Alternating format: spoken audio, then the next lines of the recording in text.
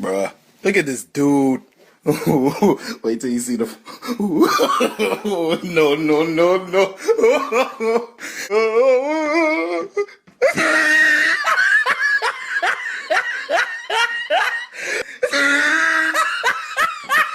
Thank you for being here. Subscribed or not, if you haven't joined the 49% Elite Humans, consider hitting that button if you enjoy the videos, as the 2025 Toronto Blue Jays are one of the strangest teams I've ever seen, and I'm sure a lot of you probably think the same way. It's a team that was coming off a last place finish in 2024, added 3 pretty big free agents in Max Scherzer, Anthony Santander, and the guy you just saw in that intro.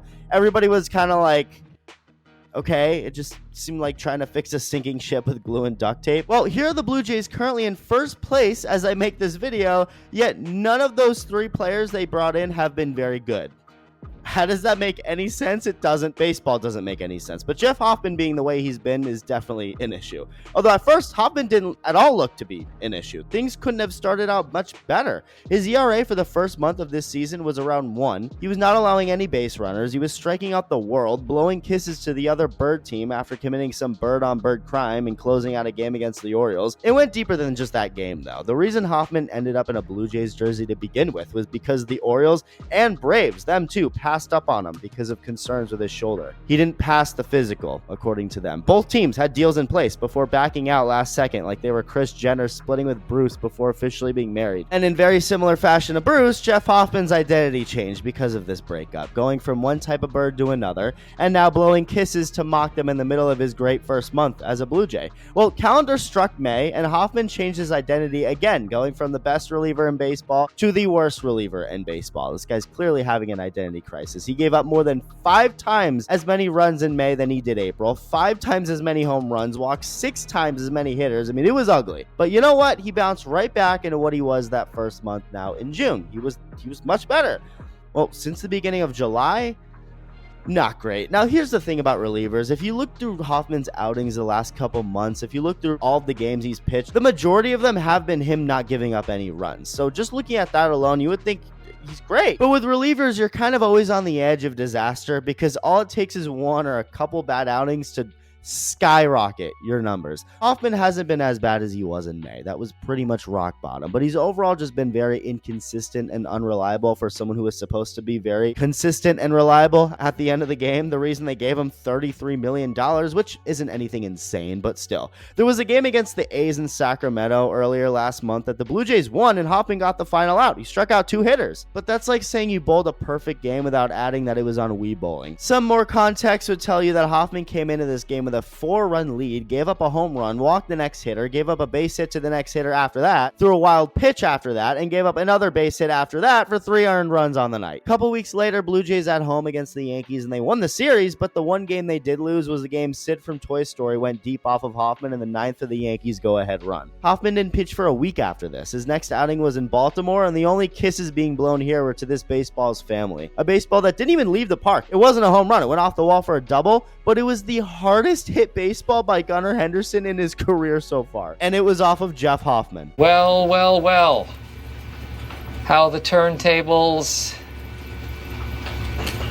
Then Adley Rutschman follows that up with one off the wall. Orioles take the lead and commit some revenge bird-on-bird crime. After this outing, Hoffman went 9 straight scoreless appearances, but that's like some dude telling you he had a threesome last night. And he's 100% telling the truth, he's just not telling you it was with 2 other dudes. During this 9-game stretch, Hoffman had an outing against the Dodgers where he walked not 2, not 3, not 4. 5 hitters. 5 and not even an inning of work. He comes in with a couple guys on, walks the coolest Will Smith in Hollywood to load the bases before walking Freddie Freeman to bring a run home. Michael Conforto comes into the game and pops up for the last out of the 8th. Go to the 9th. Blue Jays now up. Hoffman walks Andy Pages, then Max Muncy. The only out he gets in the 9th is a sacrifice bunt before walking Alex Call on 4 pitches. Miraculously, the Blue Jays hung on to win this game, but I mean, that is insane. 5 walk. How does that even happen for a reliever? We just saw how it happened, and I still don't understand it. Well, okay. Well, other than this one game, Hoffman, he was pretty dominant to start August.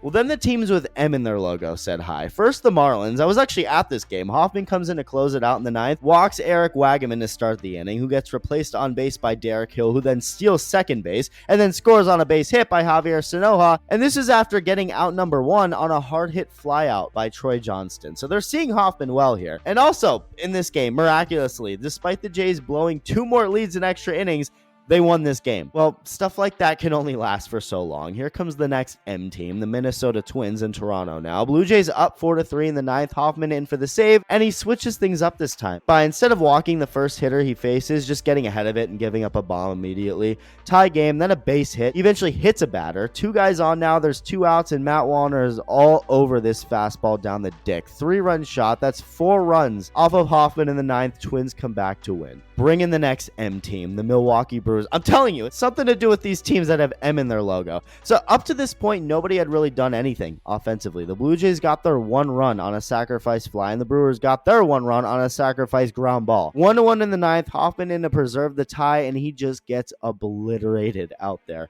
First is Jackson Chourio taking a slider the other way and out. Christian Yelich sees that and is like, whoa, that looks fun. Let me try. Hold on. Bang. I mean, this isn't even a bad pitch. 96 right on the corner. Yelich is just all over it. Back to back. It's 3-1. It didn't end there. He eventually walks Sal Frelick on 5 pitches. A couple hitters later, Isaac Collins, what a great first name, smacks one into the gap. Another run comes home. That's 3 runs off of Hoffman now. Blue Jays lose. Look, I'm a sucker for a good redemption arc. It'd be very cool if Hoffman has some historic September. A good historic September. He already had a pretty historically bad May. But as of right now, I mean, when people are tweeting out pictures like this, you know it's bad. There's really not much else to say at that point. Let me know your thoughts, and thank you for watching. Love you. Bye.